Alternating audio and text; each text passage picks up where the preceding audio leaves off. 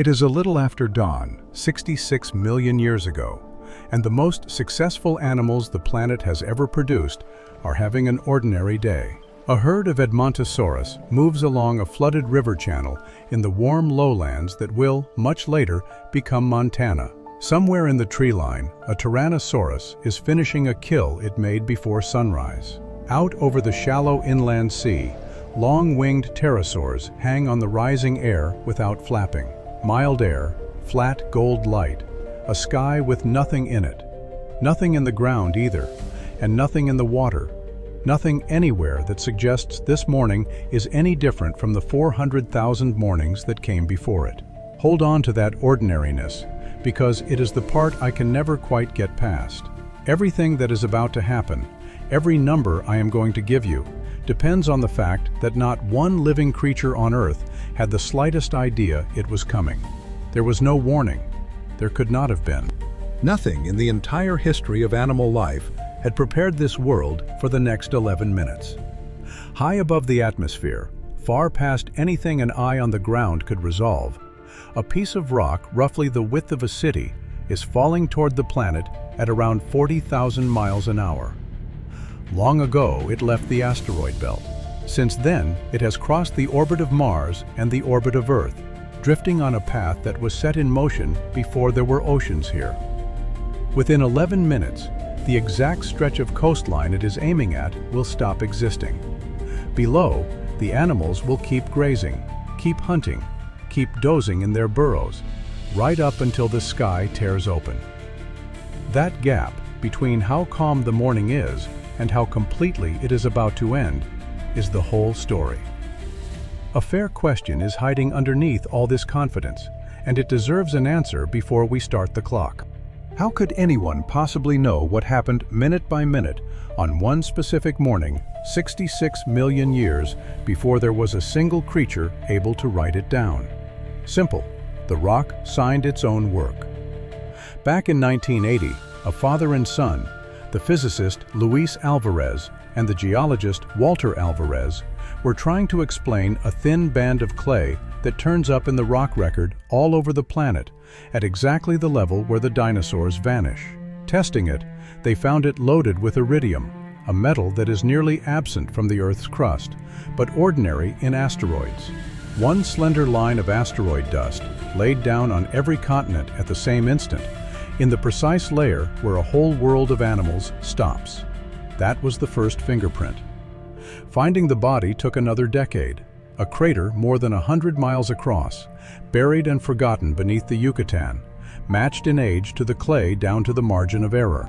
And then, in our own century, Tanis handed over the final piece, the opening hour of the disaster preserved in the order it happened. 3 discoveries, decades apart, every one of them pointing back at the same Tuesday. None of this is a guess wearing the costume of a story. It is a reconstruction built from physical evidence dug straight out of the ground, and the harder you look at it, the more exact and the more disturbing it becomes. So before the rock arrives, let me show you what is standing on the board. To feel the size of this loss, you have to understand that this was not a tired world waiting to die. Quite the opposite. 66 million years ago, this is a planet running hot and wet and absurdly full of life. No ice sits at either pole. The seas stand far higher than they do today, and they have flooded the middle of North America into a long, warm corridor of water that splits the continent down the spine. Through that sea cruise, marine reptiles the length of a bus, mosasaurs with jaws built for crushing, gliding past sharks and turtles the size of small cars. On the land, the dinosaurs are not clinging on.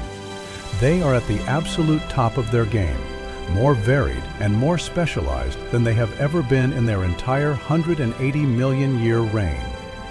Sit with that number for a second, because I think we say it too fast. 180 million years. Our own species has been around for maybe 300,000. Compress the whole age of dinosaurs into a single calendar year, and every human who has ever lived would show up in the final 14 hours. These animals owned this planet on a timescale that the human mind genuinely cannot hold. Down in the floodplain ecosystem that fossil hunters now dig out of the Badlands, the food web is stacked and brutal and beautifully balanced. At the top sits Tyrannosaurus, 9 tons of muscle and bone with a bite that could fold a car door. Below it, Triceratops moves in loose family groups, each adult heavier than a pickup truck, dropping its 3-horned head to crop the ferns. Duck-billed herds, thousands strong, churned the mud along the rivers. Off on its own, an armored ankylosaurus walks low and tank-like, carrying a club of fused bone heavy enough to break a predator's leg. And then there is the part of the scene almost nobody is looking at. Underneath all of it, tucked into burrows and root systems and the gaps between things, are the mammals. The biggest of them is about the size of a house cat. Warm-blooded, fast-breeding, mostly nocturnal, they keep to the edges of everything. For 100 million years, they have survived in the world of the dinosaurs by following one rule with total discipline. Stay small, stay hidden, never matter. Nothing about this morning suggests that rule is about to become the most valuable strategy in the history of life. But it is. Keep an eye on the small ones. They are the only characters in this story with a future. Now, the rock. 4.5 billion years ago it formed in the leftover rubble from the building of the solar system, and for most of that time it did absolutely nothing. Geologists would call it a carbonaceous chondrite, dark and primitive, packed with carbon and locked up water, a chemically untouched relic of the system's first chapter. Across its widest point, it measures somewhere around 6 miles. Hard to picture, so try this. Stood on end, the top of it would punch clean through the altitude where passenger jets cruise. This is not a meteor. It is a small mountain that happens to be unattached to a planet. For billions of years, it circled the Sun in the belt between Mars and Jupiter, on a stable, boring, harmless orbit. Then, at some point, Jupiter's gravity gave it a nudge. Not a dramatic one, just enough to tip it off its safe track and start it drifting sunward, century after century, crossing one orbit and then the next, until its path and the planet's path were quietly set to intersect. Here is the detail my whole angle hangs on, the thing I find almost unbearable the more I sit with it. This was a near miss that wasn't. Earth is a moving, spinning target, and the rock is aimed not at the planet, but at a single point in space that the planet will happen to occupy at a single instant. Shift that arrival by even a handful of minutes, and the planet's rotation would have swung a completely different surface underneath the impact. A few minutes early or late, and the rock comes down in deep ocean, where miles of water would have swallowed much of its fury. Instead, it threads the needle and finds the one kind of ground that turns a terrible day into an extinction. Why that ground was so catastrophic, we will get to. For now, just hold the coincidence. The timing had to be almost perfect to be this bad. And it was. 11 minutes are gone. The rock touches the top of the atmosphere. Thin air up here, but the rock is moving so fast that thinness means nothing. 60 miles of atmosphere, the same blanket that took 4 billion years of chemistry to assemble, is crossed in under a second. None of it slows the rock down in any way that matters. What it does instead is far stranger. The column of air directly ahead of the asteroid cannot get out of the way fast enough, so it is crushed, and crushing air heats it, and in this case, it heats to something like 50,000 degrees, several times hotter than the sun's own glowing surface, for one blinding instant, in a tube of sky a few miles wide. Already the rock is boiling away into vapor before it has even reached the ground. Standing on a beach a few hundred miles to the south, you would not have heard a thing. Sound is far too slow. You would have seen the southern sky simply fill with white, a light with no source and no edge, brighter than anything that has a name. And then nothing. because that light would have ended you before the noise of it had crossed a tenth of the distance. No pain, no understanding. There was a flash, and then there was no more you. Impact. Down it comes into the shallow tropical water off what is now the Yucatan coast of Mexico. And this is where the bad luck I promised you turns into a death sentence for an entire world. Ordinary ground, this is not. A thin shelf of limestone, soaked in sulfur, sitting under only 150 feet of warm sea, is about the worst surface on the planet the rock could possibly have found. Deep ocean would have absorbed the blow. Hard granite would have kept its sulfur locked in the stone. This particular spot is a chemical trap, a fuse soaked in accelerant, and the impact lights it. Energy comes off in that first second on a scale you cannot really feel. So I will give it to you anyway and let you do what you can with it. Somewhere in the range of every nuclear weapon humanity has ever built, multiplied by millions, all going off at once in one place on a quiet Tuesday. A crater starts to open that will end up 110 miles across and 20 deep. For a few seconds, the solid bedrock stops behaving like rock at all. It splashes. Up it rises in a ring of brand new mountains taller than the Himalayas, then sloshes back down into itself within minutes, the whole crust ringing like a struck bell. A fountain of vaporized stone and steam and pulverized seabed blasts straight up through the atmosphere and out into space, fast enough that some of it will never fall back. Most of it will. That part matters. Remember that the planet has just thrown a fortune of burning rock into the sky, because in about an hour, the sky is going to give it back. 2 minutes have passed. The ground is the first messenger. Out through solid rock, the shock drives a seismic wave, and rock carries that wave fast. Outward from the crater it runs, snapping every fault line it crosses. And across Mexico and Central America, volcanoes that have been quiet for human-scale eternities wake up at the same moment and begin to erupt together. The continent itself is moving now in slow swells, like the surface of a pond someone has just dropped a stone into, except the pond is a landmass and the stone was a mountain. 13 minutes. The wave reaches a quiet bay 2,000 miles from the crater, in what is now North Dakota.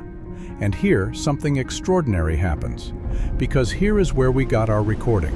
I cannot overstate how much of this story we owe to one site. In 2019, a team led by the paleontologist Robert De Palma began publishing what they had been pulling out of a fossil bed they call Tanis, and it changed how precisely we can talk about that day. Tanis is not just bones. Tanis is the first hour of the catastrophe, frozen in the order it happened, layer stacked on layer the way the minutes actually fell. When the seismic wave arrived, the water in that shallow bay did not get hit by a wave rolling in from the sea. Instead, it was shaken from below. The whole body of water began to rock back and forth on itself, a sloshing motion scientists call a seiche, the same thing that happens in a swimming pool during an earthquake. Hauling back, the water bared the bottom, then surged forward carrying sand and gravel and fish, and slammed it all down into a grave several feet thick in a matter of minutes. Buried alive, the fish at Tanis are grim to think about, but that is exactly why they are priceless.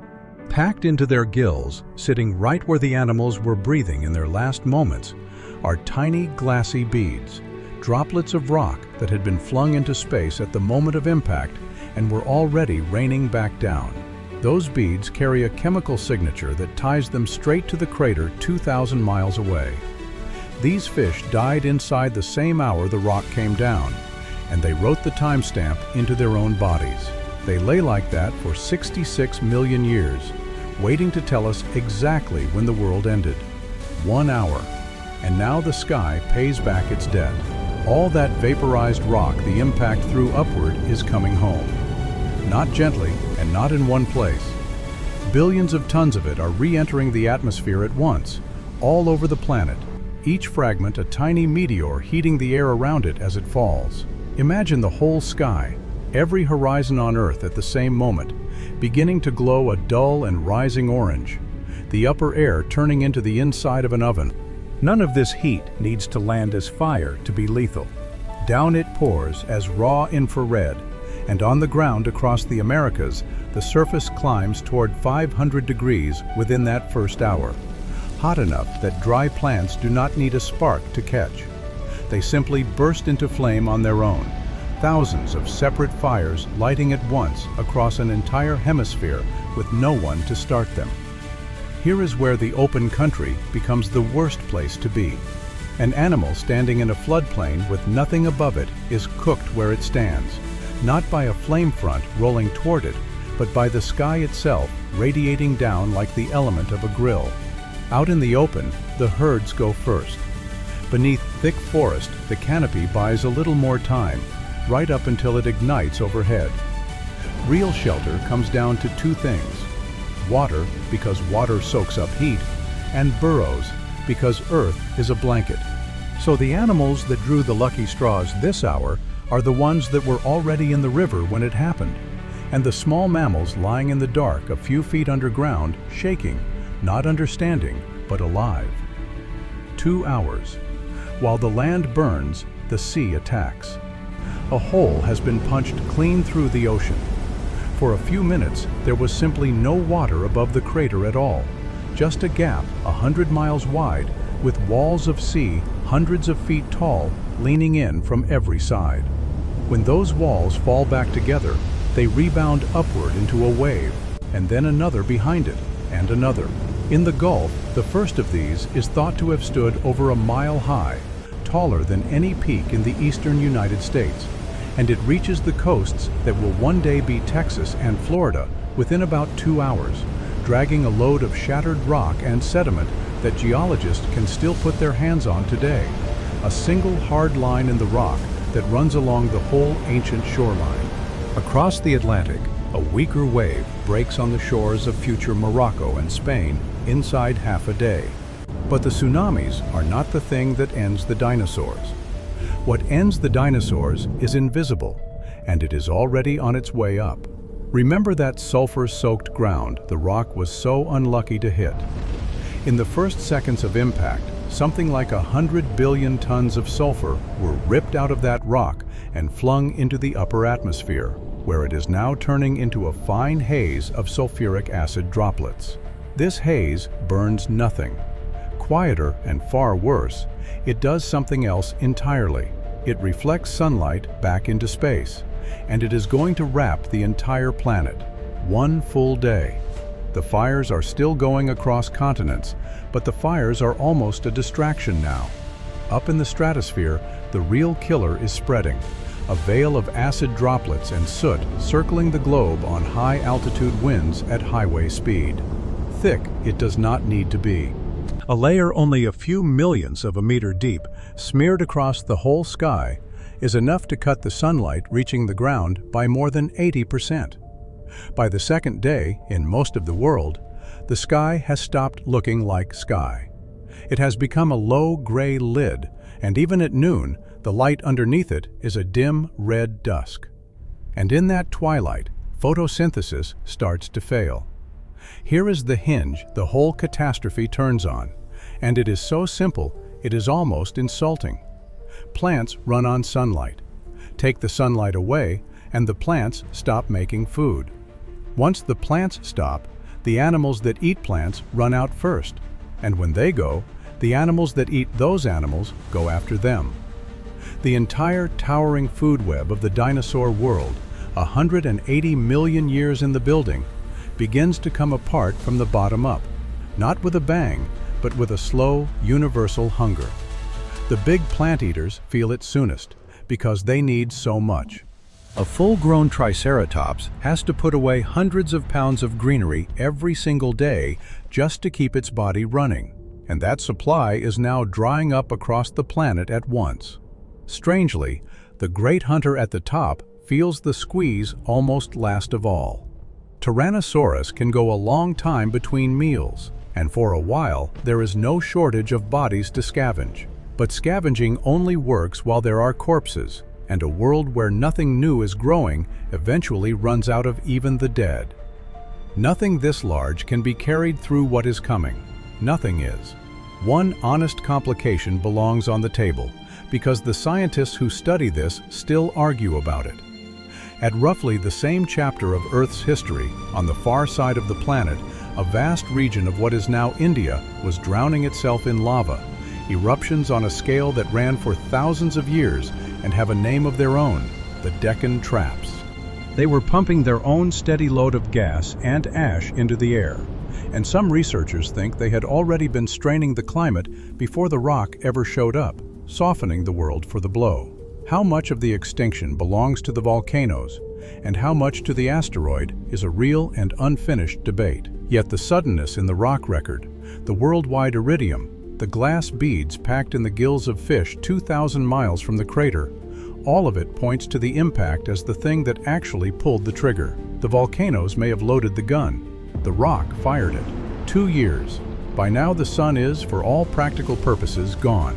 Still up there, of course, it burns exactly as it always has. But under the veil, more than 80% of its warmth never reaches the ground. And the planet has done what a planet does when you take its heat away. Global average temperature has fallen by close to 50 degrees Fahrenheit. Deep in the interiors of the continents, far from the sea's steadying hand, it has dropped further still. Water that was liquid is locked up as ice. Ground that was warm is frozen hard. Whatever scraps of vegetation lived through the fire and the first weeks of dark are now finished off by the cold. Here is where the fossil record shows a thing called the fern spike, and I find it strangely beautiful for a sign of a dead world. Ferns are tough beyond reason. Their spores can lie dormant in the soil for years, waiting. When every other plant on Earth has died, the ferns are first up out of the ruins, and for a while they have the whole country almost to themselves. Stand on that ground, and you would see a world drained of nearly all its color.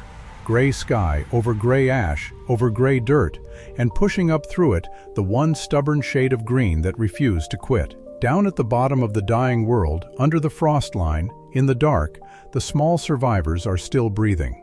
A burrow is a crude thing, but a few feet of packed earth was enough to keep out the worst of the sky's heat in those first hours. And it is enough now to blunt the cruelest edge of the cold. The animal inside does not need a forest or a herd or a hunting range. What it needs is a handful of seeds, a few insects, something already dead to pick at, and the patience to wait the dark out. 100 million years it has spent getting good at exactly that, at living on almost nothing and going unnoticed. For the entire reign of the dinosaurs, being this small and this forgettable meant being food. Starting now, for the first time, it is going to mean being alive. Out in the oceans, the same death is playing out in a different key. The surface waters have cooled, and the currents that drive the seas have stalled, and the acid that began dissolving into them in the first hours has kept on going. Corrosive now, the water eats the shells off the tiny plankton that sit at the very base of the marine food web, and when the base dissolves, everything stacked on top of it, the fish, the giant marine reptiles, the mosasaurs that ruled that inland sea, starves from the floor up just like the world above. By the time the cold finally lifts, 3 out of every 4 species on the planet are gone. Every dinosaur that was not a bird has vanished, not in the single instant of the impact, but over 2 long years of dark and famine, population by population, one starving animal at a time.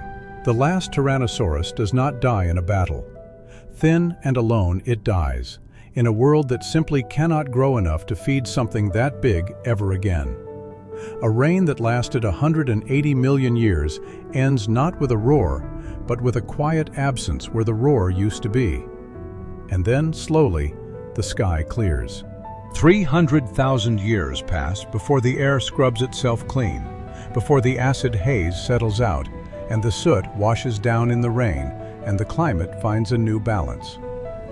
Set against the age of dinosaurs that span is nothing, and against the age of us, it is a near eternity. And at the end of it, the sky over the earth is blue again. But it is blue over a planet that no longer looks anything like the one the rock found. The great inland sea has drained away. Cut by new rivers and dressed in new plants, the floodplains where the horned herds grazed are unrecognizable. Not a single non-bird dinosaur is left anywhere on the surface. For the first time in 180 million years, the land is open, and it belongs to whatever can move into it fastest. You already know who that is. Up out of the burrows they come, into a world with no predator left bigger than themselves. And they do the thing they were always best at. They breed, they spread, they change. The mammals that spent 100 million years staying small and quiet and out of the way suddenly find every empty role in the ecosystem waiting for them, and they fill it at a pace the fossil record can only describe as explosive. Inside 10 million years, the ancestors of nearly every mammal alive today have appeared. Some go back to the sea and become whales. Others take to the air as bats. And one line of them stays in the trees of a place that will be called Africa, and learns to climb, and much later learns to walk, and very much later learns to chip at a rock and read the story written in its layers. That story is this one, which means the strangest, most personal fact in all of it is also the truest. The reason there is a you reading this, the reason there is anything with a name and a memory anywhere on this planet, is that on an ordinary Tuesday morning, 66 million years ago, a 6-mile rock came in from the dark at the worst possible angle, at the worst possible minute, into the worst possible ground, and erased the animals that would otherwise still be standing on top of the small, warm creatures you are descended from. You did not get here in spite of the catastrophe. You got here because of it. Horns and armor and 9-ton jaws held the headline for 180 million years, and then a bad afternoon handed the planet to a frightened thing the size of a house cat, and that thing was family. I said at the start I had an angle, and here it is in full. Everything about your existence hangs on a chain of luck so thin it should embarrass us out of ever feeling permanent. The rock had to be nudged off its safe orbit. It had to arrive in the exact minute for the planet to turn the sulfur shelf into the firing line. It had to miss the deep ocean by a margin measured in the planet's own rotation. And the survivors had to be exactly the kind of unimpressive, adaptable, forgettable animals that the whole rest of the world had spent 100 million years ignoring. Change any link in that chain, and the dinosaurs very likely keep their world, and the trees of Africa stay empty of anything clever enough to wonder about it. A few things this Tuesday should teach us, and the first one is no longer abstract. The dinosaurs had no way to see the rock coming, no instruments, no math, no warning, nothing. We do. Back in 2022, a NASA spacecraft deliberately rammed a small asteroid millions of miles away and measurably shifted its path. The first time any species on Earth has ever reached out and changed the motion of another world to protect its own. Right now, there is an office at NASA whose entire job is to track the rocks that cross our orbit, and it is following more than 2,000 objects large enough to ruin a region or a civilization. None of them is aimed at us, as far as we can tell. But the same gravitational shoving that started the Yucatan rock on its way is still going on out there every day. And the only real question is whether, when one of them does line up, we will spot it early enough to do something. The dinosaurs are the control group for that experiment. We get to choose whether we run it differently. A second lesson is colder. The thing that actually destroyed that world was not the impact. Locally, the impact killed. What killed globally was the loss of sunlight, the food web folding from the bottom in a matter of weeks because its energy source had been switched off. Why that should bother you is this. The climate scientists who model a large nuclear exchange today reach for exactly the same equations. Particles thrown high into the atmosphere, sunlight blocked, harvests failing, the food chain collapsing in the same cascade. Smaller in scale, yes. Identical in mechanism. We have the rock's blueprint, and we have built our own version of the rock. And the last lesson is the one I keep coming back to, because it overturns the thing we are taught to assume. The animals that walked out of that 2-year night were not the strongest. not the largest, not the most fearsome things the planet had to offer. They were the ones that could live on little, breed quickly, eat almost anything, and change fast when the rules changed overnight. Magnificent as it was, Tyrannosaurus was a dead end. The terrified nocturnal nobody in the burrow inherited the Earth. Resilience, it turns out, has almost nothing to do with being the biggest thing in the room. And the fossil record has proven it again and again, on a planet that has wiped its slate clean and started over more than once. We began on a calm gold morning with a world that had no idea what an hour could do. That world is gone. Every creature on those floodplains, every shape in that inland sea, gone inside 2 years of a single sunrise. But here is what the rock could not take. Rivers are still running, the same water cycling through ground and sky for billions of years. Blue came back to the sky, and life is still here, smaller and stranger and rearranged beyond recognition. But here, still doing the only thing it has ever reliably done, which is find a way through. Robert De Palma held one of those Tanis fish in his hands and understood, in the way you only understand a thing once it is sitting in your palm, that the worst day in the history of animals had also, by accident, been the first day of ours. The rock got the headline. It did not get the ending. We did, so far.